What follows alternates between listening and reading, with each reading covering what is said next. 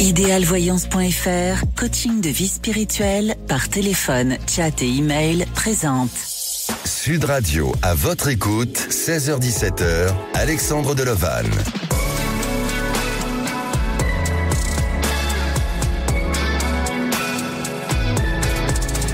Bonjour à tous, alors très heureux de vous retrouver pour votre émission à votre écoute. Parlons aujourd'hui d'une philosophie de vie et d'une pratique spirituelle, celle du chamanisme. Le chamanisme ne s'associe pas à la sorcellerie ni à un dirigeant d'une secte. L'image qui peut vous venir à l'esprit est tout simplement celle d'un sage, d'un village ancien ou d'un vieux maître spirituel qui communique avec les esprits. Aujourd'hui, votre émission à votre écoute vous ouvre le regard vers cette philosophie. C'est notre sujet du jour. Vous avez vécu une expérience similaire avec le chamanisme. Vous avez des questions sur votre devenir. Je suis à votre écoute au 0826 300 300. Nous sommes en direct live sur YouTube et aujourd'hui à la réalisation de l'émission, c'est Lucille au standard, c'est Aude et Zach. Sud Radio, à votre écoute, 16h-17h, Alexandre Delevanne. Et avant d'accueillir notre première auditrice Sandrine, je rappelle que le chamanisme est une pratique spirituelle. Elle nous conditionne à communiquer avec la nature et les esprits. Vous savez que dans cette pratique-là du chamanisme, eh bien, il y a des totems, il y a des animaux, totems qui symbolisent et qui ont des significations importantes en fonction de notre signe et de notre date de naissance. Et à présent, j'accueille Sandrine. Bonjour Sandrine. Bonjour Alexandre. Bienvenue sur Sud Radio.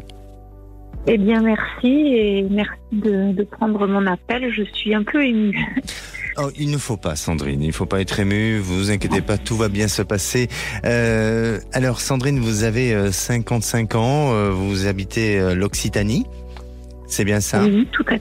Oui. Et est-ce que le chamanisme pour vous parle? Est-ce que vous avez déjà eu une expérience dans ce domaine-là? Je n'ai pas d'expérience dans ce domaine-là. Ça me parle dans le sens où je connais un petit peu le sujet. J'ai lu parfois quelques articles, mais c'est tout, ça s'arrête là. D'accord. Alors c'est vrai que le chamanisme nous permet de mieux comprendre le monde tel qu'il est, mais surtout aussi de découvrir d'autres dimensions spirituelles en relation avec le monde physique et aussi l'esprit. Vous êtes un petit peu renseigné, ou en tous les cas vous avez eu des lectures autour de ça? J'avais lu quelque chose, il me semble, sur les Indiens d'Amérique et la Huasca. Oui. Voilà, donc sur des chamans qui utilisaient cette technique pour rentrer en communication avec l'esprit de la personne, des personnes. Voilà, mais je n'ai pas de connaissances approfondies. D'accord, parfait. Alors Sandrine, vous habitez, vous êtes seule. Vous nous avez appelé aujourd'hui pour une question concernant un logement. Racontez-nous un petit peu. Eh bien, ça fait presque 3 ans que je suis à la recherche d'un logement pour l'acheter. J'avais envisagé d'acheter d'abord une petite maison et puis finalement je n'ai pas trouvé ce qui me plaisait. Oui. Ou alors à des prix qui n'étaient pas du tout dans mon budget. J'ai arrêté pendant presque 1 an parce que j'ai quand même fait une petite dépression qui n'est pas tout à fait passée quand même. Et j'ai commencé à vouloir rechercher fin décembre et je ne sais pas ce qui s'est passé. Fin décembre, j'ai visité 3-4 logements. D'un coup, il y en a qui m'ont plu, alors que jusqu'à présent, je ne trouvais pas. Et j'ai eu un coup de cœur pour un logement. Et comme je n'ai jamais acheté seule, j'ai toujours acheté en couple. J'ai une appréhension de faire une proposition sur quelque chose qui ne serait pas bon pour moi, parce que j'y connais pas grand-chose. Et puis, j'ai aussi l'appréhension de faire une proposition qui soit à côté de la plaque. Oui. Et de casser un peu le truc et aussi de déménager seule. Hein. J'ai une grosse anxiété sur le déménagement, l'emménagement, devenir propriétaire seule, etc. Enfin voilà, il y a un peu tout qui se mélange et en même temps quand même l'envie de réaliser un projet qui aboutit. D'accord. Alors, vous avez trouvé un lieu qui pourrait éventuellement vous intéresser. Qu'est-ce qui vous a séduit face à cet endroit et à ce lieu ? Alors, ce qui m'a séduit, c'est l'aménagement de l'appartement lui-même, les planchers, le nombre de mètres carrés, la cuisine qui est séparée, enfin, la disposition. Et je sais pas, quand je suis rentrée, alors bon, je sais pas si c'est un signe, alors quand je suis rentrée dans ce lieu, j'ai eu l'impression un peu de dire, ah ça y est, je suis chez moi. Oui. Il y a eu comme une espèce de ouf. Et puis un truc bizarre, c'est quand je suis sortie de ce logement, je baisse la tête, j'avais pas fait attention en rentrant. C'est le même paillasson que chez moi aujourd'hui. Alors c'est peut-être idiot, mais à savoir que ce paillasson, il est extrêmement rare. Et je retrouve le même paillasson à l'entrée, donc voilà. Oui, c'est une anecdote. Hein, oui. Bon. Mais pour vous, vous prenez ça comme une synchronicité.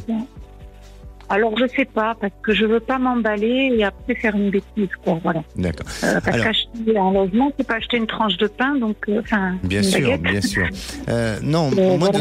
de ce que je ressens pour vous, Sandrine, effectivement, hein, vous êtes face à des peurs et à des craintes, et comme vous l'avez dit, peut-être que cette peur et cette crainte vient surtout du fait que vous fassiez un achat seul et qu'auparavant vous n'avez pas eu pour habitude de le faire, et donc effectivement, hein, vous allez vers un véritable engagement à ce niveau-là, mais on dirait que par rapport à la proposition, vous pouvez encore renégocier un petit peu pour essayer peut-être de diminuer peut-être le prix de vente de cet appartement. Alors ça sera peut-être pas de beaucoup, mais ça peut se renégocier un tout petit peu.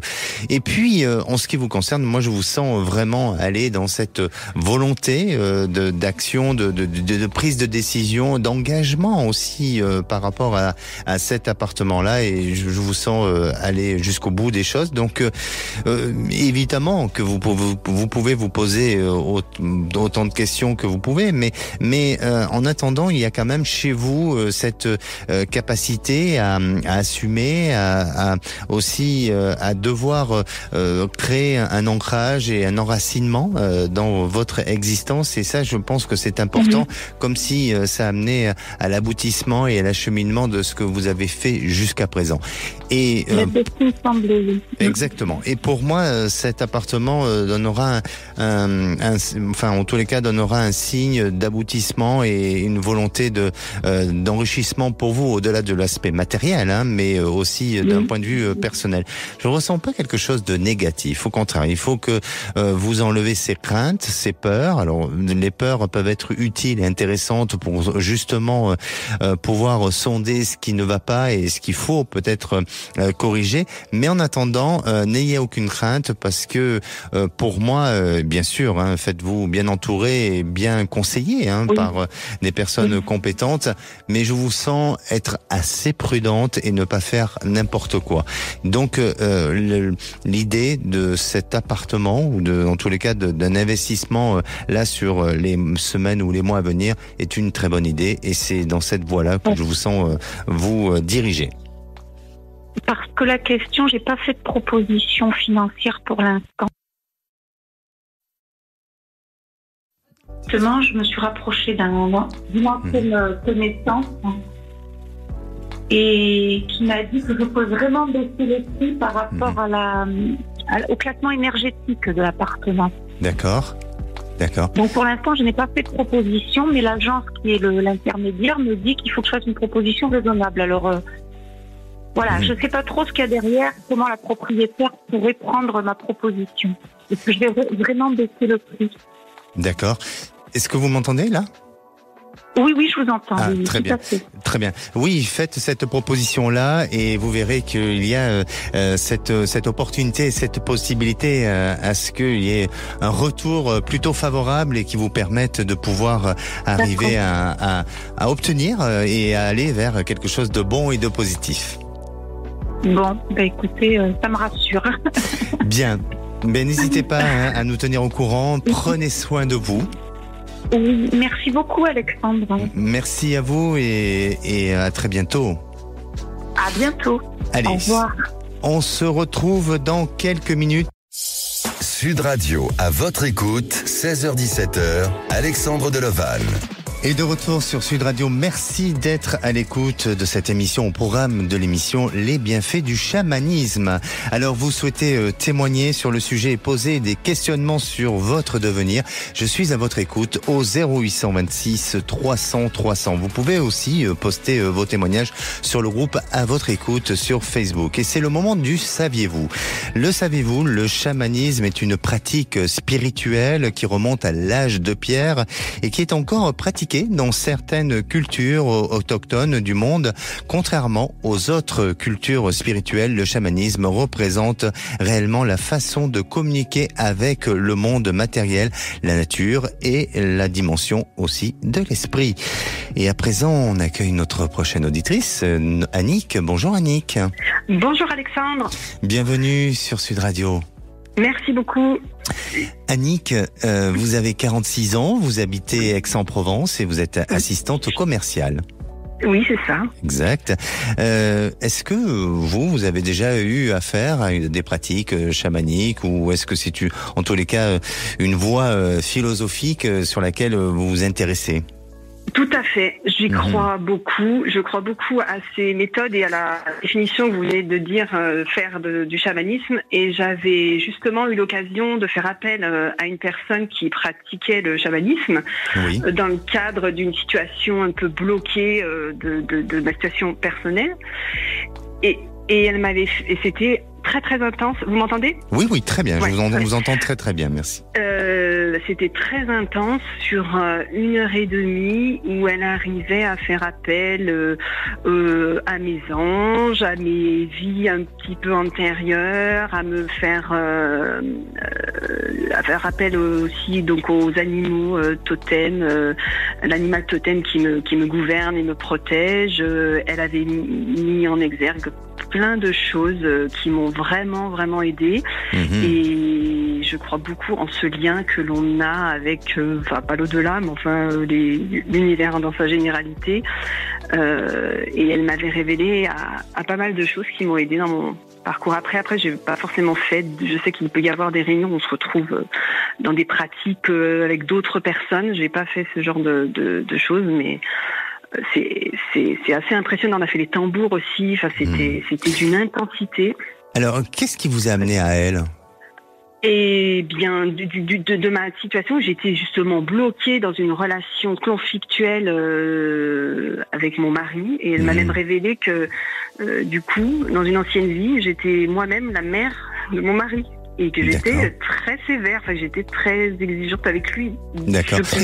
Mais pardonnez-moi, ça s'est passé, ces séances se sont passées, ce sont des séances collectives, individuelles ? Non, c'était individuel, c'était une forme de consultation où elle faisait appel à plusieurs méthodes et elle avait un certain nombre d'outils et elle avait fait et j'avais l'impression on avait fait plein d'exercices. C'était peut-être pas le chamanisme comme vous l'expliquez vous, comme se fait habituellement. Enfin, elle faisait appel à différentes techniques et des choses que je n'avais jamais expérimentées et qui étaient très révélatrices et très instructives. Donc là, vous parlez plutôt d'un thérapeute avec des techniques chamaniques, mais plutôt d'un thérapeute.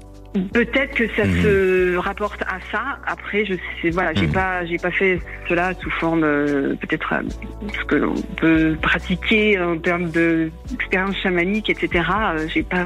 Mais je trouvais l'approche et résultats, en tout cas, par rapport à toutes ces séances que vous avez vécues, quelle a été votre prise de conscience ou il y a eu une révélation par rapport à ça ?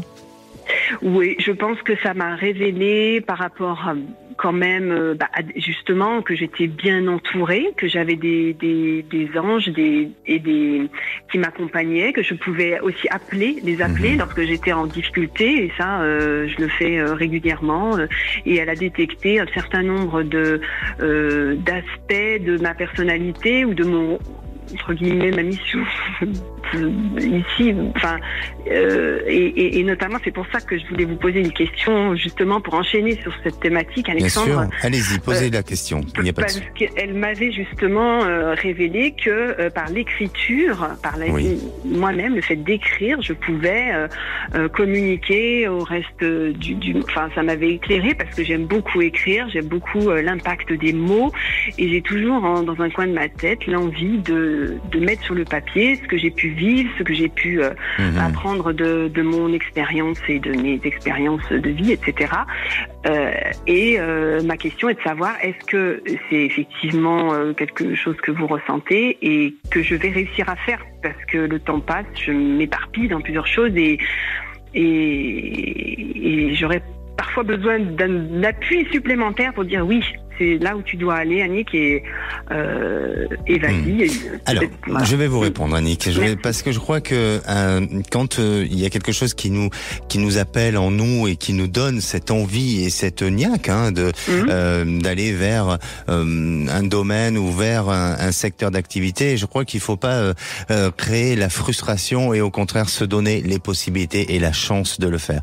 Ce qu'elle vous a dit a eu du sens et ça fait résonance en vous. Et aujourd'hui, la preuve, vous vous posez des questions et vous avez envie de le faire, mais vous avez peur. Vous avez peur de quoi? Vous avez peur de mal faire, d'être jugé, essayez d'identifier vos peurs et vos craintes, mais il y a une petite voix intérieure qui est en train de vous dire, vas-y. Fais-le.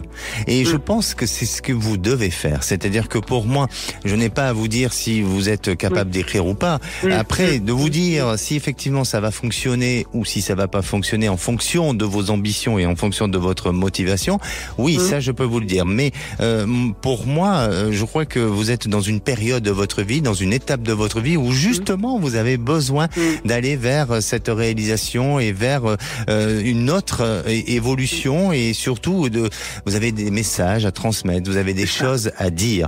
Donc, je pense que oui, après, il suffit d'être bien entouré, d'avoir les bons contacts pour justement, à un moment donné, à ce que ça puisse aboutir et amener à la réalisation que vous souhaitez. Mais pour moi, et pour répondre très simplement à votre question, Annick, oui, je vous sens être dans cette maturité, dans cette volonté et surtout dans cette capacité à transmettre de l'information à ce niveau-là. Donc, allez-y, faites-le. Faites-le et gardez confiance en vous et écoutez votre petite voix intérieure. Voilà. C'est ce qu'elle m'avait dit aussi et qu'il faut que je continue à faire. Exactement. Merci beaucoup, merci, Alexandre. Je ne Annick. manquerai pas de vous tenir informé. Merci beaucoup. Alors, avec grand plaisir, je le souhaite, oui, sans problème. Merci à vous, prenez soin de vous. Allez, si vous aussi vous posez des questions sur votre vie sentimentale, professionnelle ou tout autre sujet, vous souhaitez témoigner à l'antenne, je suis à votre écoute au 0826 300 300. Ne bougez pas, on revient dans un instant avec Philippe pour un retour de témoignage. Il nous avait appelé en juin 2022 au sujet de sa vie sentimentale. Et que puis-je lui dire? Eh bien, on le saura dans quelques minutes. Restez à l'écoute de Sud Radio. Sud Radio, à votre écoute, 16h-17h, Alexandre Delevanne. Et de retour sur Sud Radio, il est bientôt 16h30, alors vous pouvez aussi nous suivre en direct live sur YouTube et si à présent vous voulez témoigner ou réagir dans l'émission de demain, le sujet sera sur les rituels de la magie. Alors si vous vous posez aussi des questions sur votre devenir, eh bien n'hésitez pas à appeler le 0826 300 300, je suis à votre écoute. Et à présent, je suis à l'écoute de Philippe. Bonjour Philippe. Bonjour Alexandre. Bienvenue sur Sud Radio. Merci à vous. Alors Philippe, vous-même, vous avez 49 ans et vous habitez dans quelle ville, Philippe? Montpellier. Vous êtes sur Montpellier. Vous nous avez appelé il y a quelque temps. Oui. Et vous souhaitez faire un retour de témoignage. Oui, à l'époque, vous m'aviez donc invité et fait part de plusieurs choses. Je vais faire un petit récapitulatif d'un besoin de reconstruction, d'acceptation, d'être moins dur avec moi, de travailler sur l'estime de soi, et ça me permettrait de faire une rencontre qui me permettrait de vivre toute autre chose. Oui. D'accord. J'ai donc effectivement fait une rencontre l'année dernière en février. qui s'est terminée en décembre. Oui. Et par contre, ça m'a permis d'ouvrir mes chakras comme jamais j'avais ouvert mes chakras. C'est-à-dire d'ouvrir vos chakras. Dites-nous. Voilà, c'est ma façon de le dire, mais non, mais bien sûr. Ça m'a permis de m'ouvrir complètement à la personne, de vivre des choses, d'être amoureux, ce qui n'était pas arrivé depuis pas mal d'années. Mais pardonnez-moi, Philippe, comment vous en êtes arrivé? Le moment où vous m'avez appelé, oui. C'était c'était en 2022, hein. Juin 2022. Voilà, où je vous ai dit il fallait être un peu plus doux, un peu plus tendre avec vous. Et oui. Comment vous en arrivez à ce passage justement aujourd'hui de vous ouvrir, ou en tout cas d'ouvrir les chakras? Comment on fait pour ouvrir les chakras? Parce que peut-être que nos auditeurs ont besoin de savoir aussi. Alors comment on fait? Je pense pas avoir la réponse là-dessus. En tout cas, c'est mon chemin qui a fait que, puisque je me suis bien aperçu que être trop dur avec soi-même, ne pas être forcément ouvert, ne pas forcément être à l'écoute, rester sur ses idées, forcément ça bloque. Voilà. Et puis il y a un moment, il faut peut-être s'ouvrir si on veut que les choses bougent et que les choses changent. Oui. Et je pense que c'est tout ce chemin qui a été fait depuis quelques années qui arrive aujourd'hui, qui est arrivé l'année dernière. Voilà. D'accord. Mais vous êtes fait aider dans cette démarche d'accompagnement? Fait aider, alors il n'y a pas eu d'aide spécifique, mais j'ai touché à pas mal de petites choses pour savoir un petit peu, beaucoup de lectures.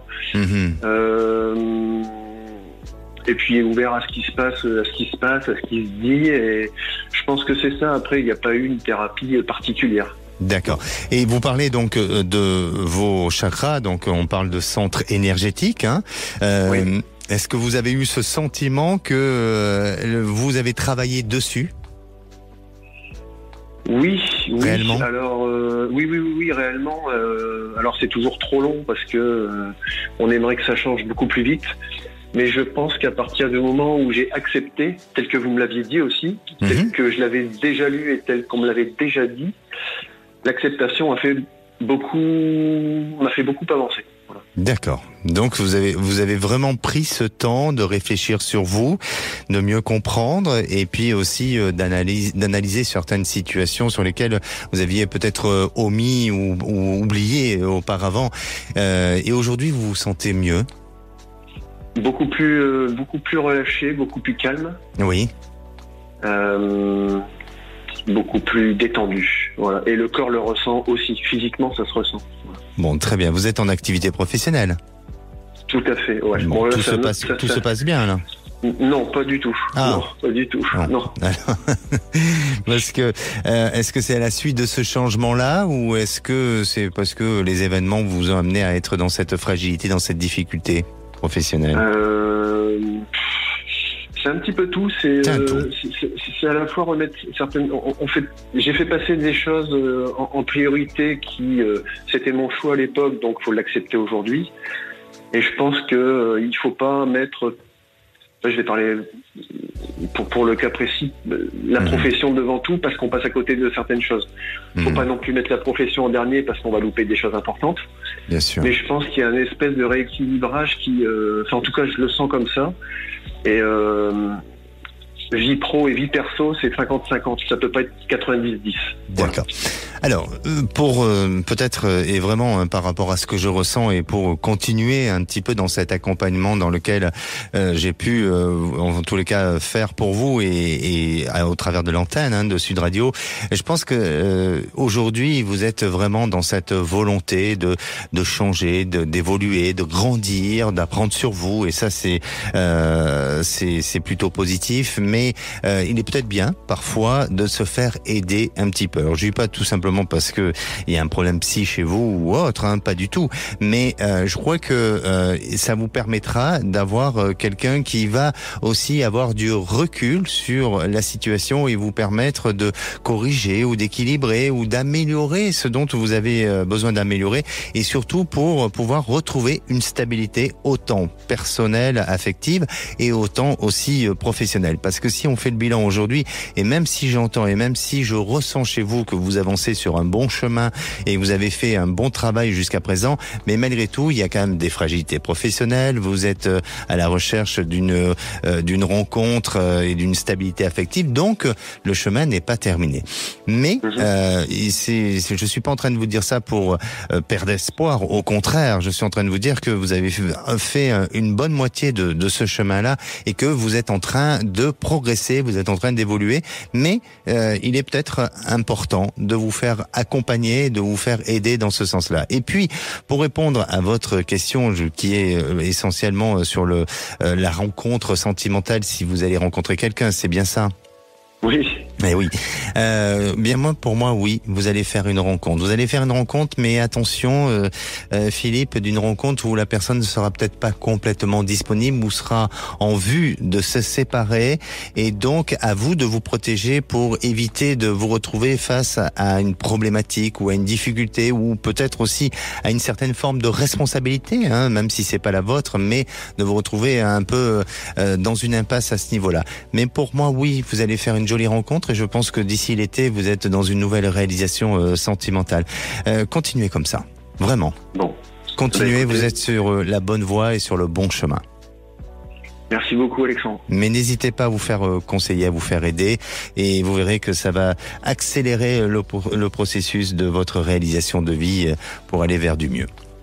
Très bien, vous pouvez aiguiller ou pas sur ce sujet ou pas? Pour l'accompagnement?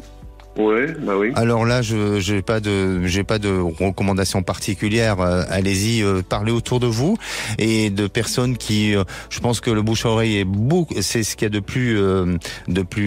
mieux et de plus intéressant.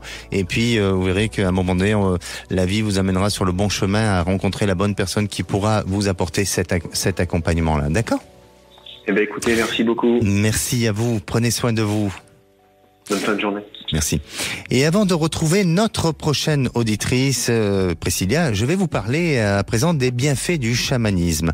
Alors vous savez que le chamanisme vous guide vers une spiritualité plus développée et ça vous permet aussi de vous sentir en harmonie et relié avec l'univers.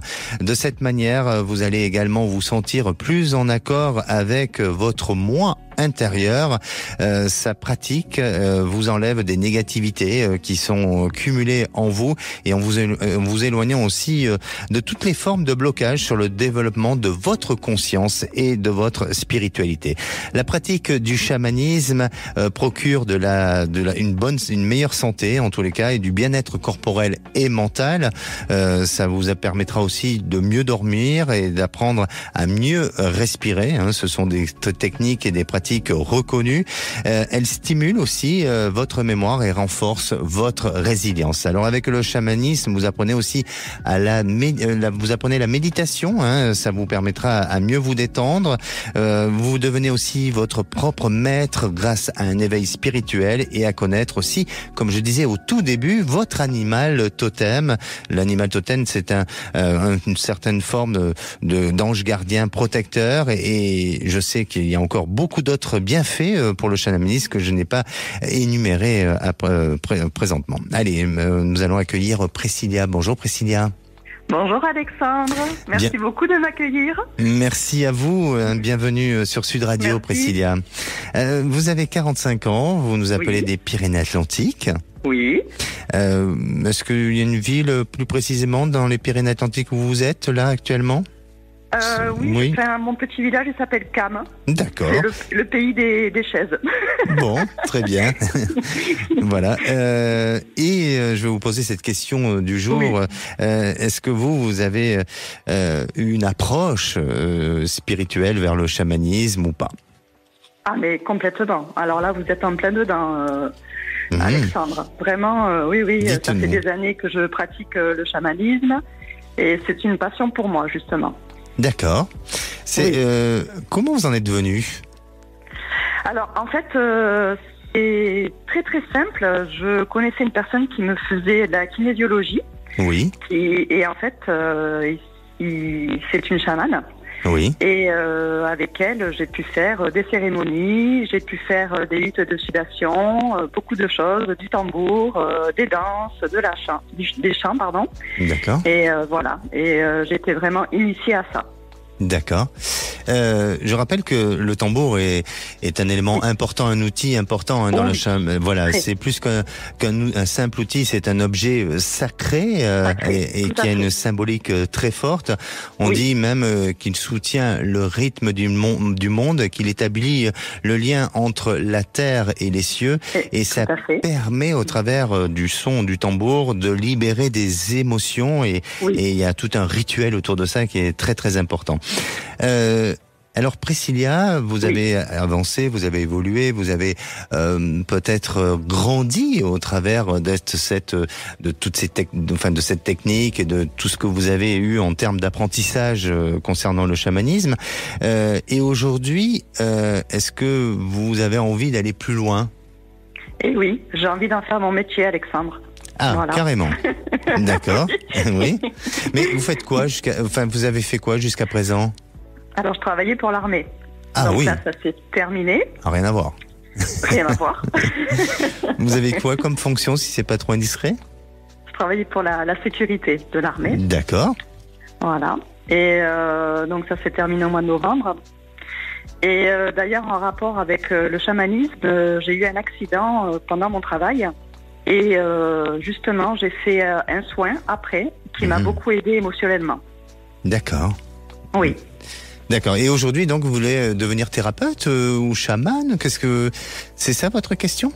Alors oui, tout à fait. En fait, j'aimerais vraiment faire des ateliers et proposer des soins chamaniques, des choses comme ça qui rejoignent vraiment le chamanisme. D'accord. Bah écoutez, pour moi, j'imagine que vous attendez une réponse de ma part. Ça serait gentil. Ça serait gentil. Vous allez l'avoir tout de suite, parce que je ressens que en vous, et puis surtout que vous avez pris un virage à 360 degrés de l'armée, vous passez à quelque chose qui est pas complètement rationnel, même si pour moi ça le paraît, mais pour certaines personnes ça ne le paraît pas pour autant. Eh bien, continuez comme ça, continuez, parce que je vous sens être dans votre univers, je vous sens être dans cette capacité à donner, à transmettre et à réellement être en phase avec ce que vous êtes et cette philosophie-là. Donc pour moi, je dirais que, allez, 99%, je vous dirais oui, allez-y. Allez-y. Et vous allez faire de belles choses. Ah, oui. Voilà, très bien. Bien. Bon. Alors, il va falloir nous tenir au courant, parce que votre projet, il est pour quand ? Mais écoutez, là je débute, je patauge un peu, je vous dis pas que tout va bien, mais bon, j'avance petit à petit, comme on dit, l'oiseau fait son nid, mais je sais que de toute façon c'est ça, donc voilà, j'y vais. D'accord. Pour moi, je pense que là, ça va se mettre en place d'ici quelques mois. N'hésitez pas à nous tenir au courant et à revenir vers nous pour nous dire comment vous évoluez. D'accord ? Et je me ferai un plaisir de vous accompagner. Merci à vous, Priscilla. Merci beaucoup. Bel après-midi à vous. Merci. Prenez soin de vous. Merci, au revoir Alexandre. Et si vous aussi vous avez besoin de mon ressenti, d'être accompagné dans votre évolution de vie, eh bien je suis à votre écoute au 0826 300 300. On se retrouve dans quelques minutes avec Christine. Alors Christine a une question concernant l'héritage d'une maison familiale. Ne bougez pas, c'est sur Sud Radio. Sud Radio, à votre écoute, 16h-17h, Alexandre Delevanne. Et de retour sur Sud Radio, pour cette dernière partie, avant de retrouver les vraies voix présentées par Philippe David et Cécile de Minibus. Alors, il vous reste quelques minutes pour passer encore à l'antenne de Sud Radio pour l'émission À votre écoute, bien entendu. Et la parole est à Christine. Bonjour Christine. Bonjour Alexandre. Bienvenue sur Sud Radio. Eh bien, merci beaucoup, merci de m'avoir sélectionné, et puis je suis ravie de passer ce moment avec vous.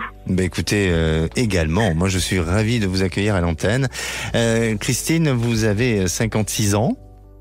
Oui, c'est ça. Et vous nous appelez de quelle ville ou quel département de France ? Alors, moi je vous appelle de la Moselle. De la Moselle, du Grand Est. C'est ça, exactement, oui. Bon, très bien. Alors, Christine, vous avez une maison, qui est en état de vente, c'est ça, c'est lié à un héritage familial, Oui, c'est ça. Mes parents sont décédés.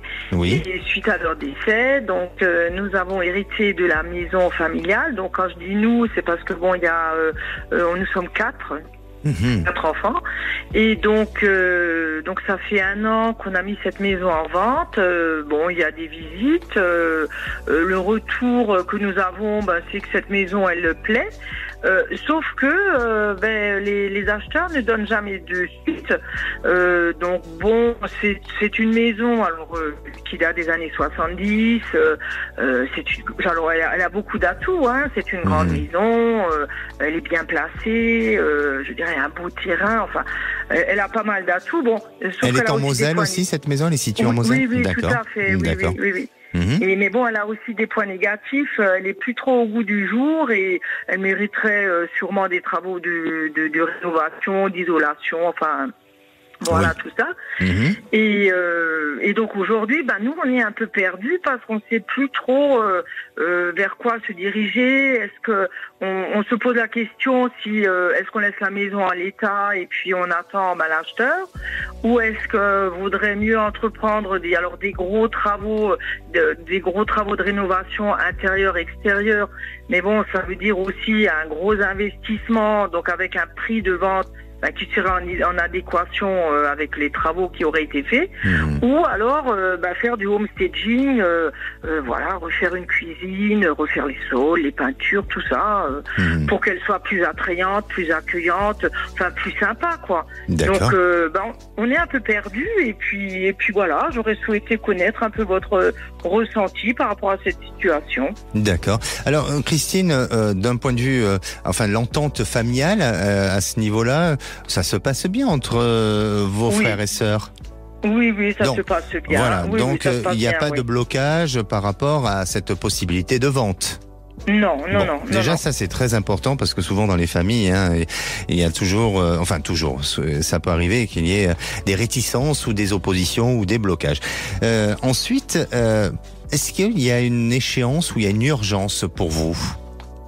Pas spécialement. Pas spécialement, non. D'accord. Alors, moi, de ce que je ressens, et évidemment, je crois que cette maison, une petite restauration pourrait être profitable, pourrait être nécessaire. Pourquoi? Parce que je vous sens pas la vendre tout de suite. Je vous sens pas la vendre tout de suite. Sinon, vous risquez de la vendre à un prix vraiment dérisoire et un sentiment de presque de la donner. Donc, ça n'a. Je pense qu'il y a une valeur aussi familiale qui est importante, et pour une question de moralité et de valeur et tout ça, je vous sens pas vouloir non plus la laisser à un si bas prix. Et je vous sens entreprendre des travaux, mais alors vraiment une restauration, mais minimum, c'est-à-dire vraiment quelque chose qui soit assez standard, assez minimum, pour que bien effectivement ça lui donne un cachet supplémentaire et que ça donne la possibilité à des visiteurs, à des futurs acheteurs, à pouvoir se projeter, parce que en fait, ce qui semble la difficulté, la fragilité que je ressens, c'est il y a 2 aspects. C'est à l'intérieur de la maison, il faudrait peut-être essayer de voir pour faire un plan en 3D pour repenser, si vous voulez, les pièces ou le positionnement, parce qu'on a du mal. Alors peut-être que comme c'est des anciennes maisons, forcément les pièces sont pas au goût du jour, donc on a du mal à se projeter. Et puis aussi au niveau de l'environnement, il y a quelque chose qui bloque sur l'environnement. Peut-être que il y a du jardin. Alors oui, il y a presque 50 arts de terrain. Alors est-ce que c'est effectivement là? Alors il y a un jardin et après un grand terrain qui va jusqu'à une forêt. Donc visuellement c'est très joli, ça c'est magnifique. Mais à côté de ça, c'est vrai que ça demande peut-être beaucoup d'entretien. Et aujourd'hui, est-ce que les acheteurs sont encore prêts à passer autant de temps? Peut-être qu'il faut envisager soit de diviser les terrains, de vendre séparément ou autre, mais il y a cet environnement sur lequel il faut penser, il faut revoir pour éviter que ça devienne une charge trop lourde pour les futurs acquéreurs. Mais vous allez vendre, bien sûr. Vous allez vendre et vous verrez que, sous une petite année, vous avez vendu cette maison. Mais pour moi, ça passe par des petites rectifications. Et vous pensez qu'on vendra à un prix quand même raisonnable? Un prix raisonnable. Cohérent. Oui, bien sûr, cohérent. Et voilà, un prix comme vous l'envisagez. D'accord. Merci Christine de votre passage à l'antenne. Merci beaucoup pour tous vos conseils. Merci. Prenez soin de vous. Merci vous aussi. Au revoir. Merci. Et pour conclure, je dirais le chamanisme réside en nous tous. Allez, on se donne rendez-vous demain. Le sujet sera sur les rituels de la magie. N'hésitez pas à apporter vos témoignages, à communiquer sur le groupe À Votre Écoute sur Facebook. On vous répondra à l'antenne. Passez une belle fin de journée. La place est aux vraies voix. Bonsoir Philippe David. Bonsoir Alexandre Delovan. Le menu des vraies voix à 17h30, le grand débat du jour, sécurité des JO. Êtes-vous solidaire des policiers dans ce jeudi noir puisque les policiers protestent aujourd'hui? Notre expert du jour sera Rudy Mana, porte-parole du syndicat de police Alliance, qui est en pointe pour appeler à protester aujourd'hui. À 18h35, notre coup de projecteur. Faut-il rémunérer les fonctionnaires au mérite?